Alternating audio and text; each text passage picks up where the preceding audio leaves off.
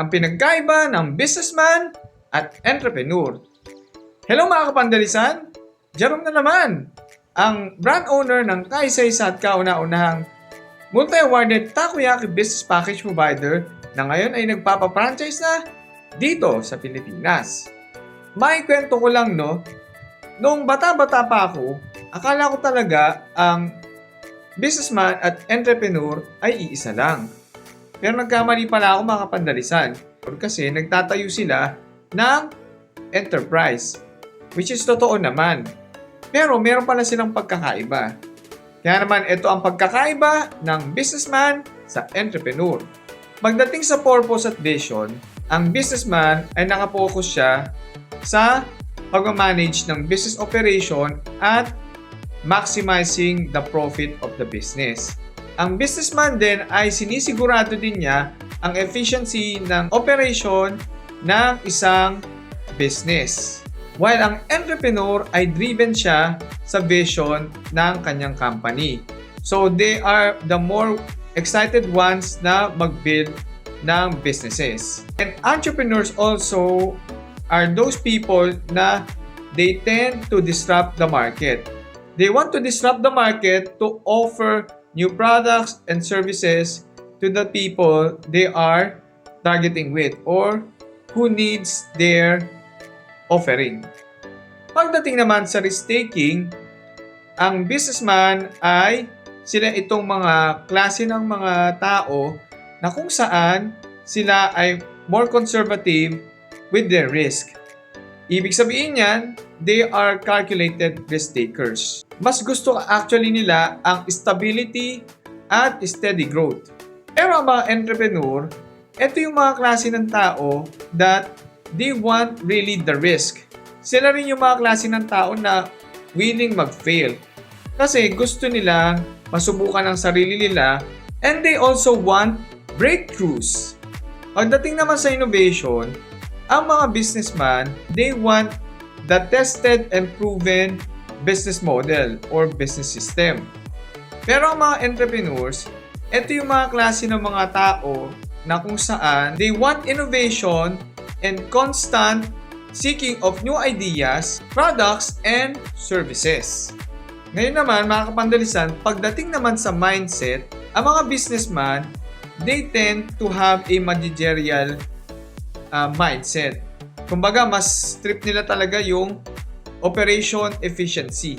Entrepreneurs are more visionary mindset. Ibig sabihin yan, mas driven sila ng creativity at ng kanilang vision. Yung mga entrepreneurs kasi, they have the willingness to challenge yung status quo. Ibig sabihin yan, they are willing to challenge yung nakasanayan na. Hep mga kapandalisan, commercial muna tayo. This video is brought to you by M&T Construction Supply and Services. Building dreams, one brick at a time. They offer the following services: structural, civil works, electrical works, sanitary, plumbing works, finishes, fabrication works, and other related specialized works. For inquiries, please visit their Facebook page seen in this post. Back to the video. Ngayon naman mga kapandalisan, pagdating naman sa responsibility, ang mga businessman with regards to responsibility ay ang responsibility lang nila na ginagawa ay they do the management day-to-day basis sa operations lang ng isang business. While entrepreneurs naman, they take broader responsibilities. Responsibilities with regards to the market trends, market gaps, creating innovative solutions, kasama rin dyan yung paghahanap ng funds. At syempre, mga kapandalisan, pagkikreate ng team kung saan ang team na yon ay yung ang mag-i-implement ng vision ng isang entrepreneur para matupad yung nakikita niyang vision sa kanyang isipan at ma-create ito as a product and service. At ang panghuli naman, pagdating sa longevity, ang mga businessman, mas gusto talaga nila ang long-term sustainability at stability ng isang business. Habang mga entrepreneurs naman, mas gusto nila ang mabilisang growth at syempre scalability. So bakit gusto nila ng ganong klase na yung mabilisang growth at stability? Kasi normally ang mga entrepreneurs ay sila yung mga taong may tendency ibenta yung kanilang business venture kapag nag-succeed to sa mas malaking entrepreneur or business na posibleng bumili ng kanilang existing business. Tawag dyan ay mergers and acquisitions. Di ko dito sinasabi mga kapandalisan na yung isa ay mas mataas kesa dun sa isa. O yung isa ay mas magaling kesa dun sa isa. Actually mga kapandalisan, they have the tendency to interchange with each other. Yung entrepreneur, pwedeng maging businessman. Yung businessman, pwedeng maging entrepreneur.